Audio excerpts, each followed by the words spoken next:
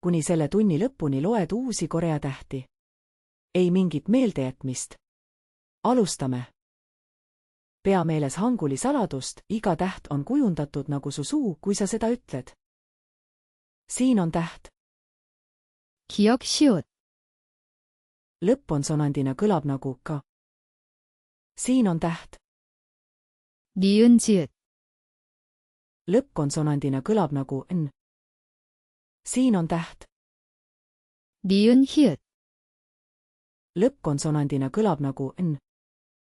Pane konsonant ja vokaal kokku ja saad silbi. Nagu ehitusplokid. Sinu kord. Loe need valjusti. Peatu, kui vajad. Imeline. Sa just õppisid 3 konsonanti. Sa oskad juba rohkem korea keelt lugeda kui eile. Nüüd kinnita see.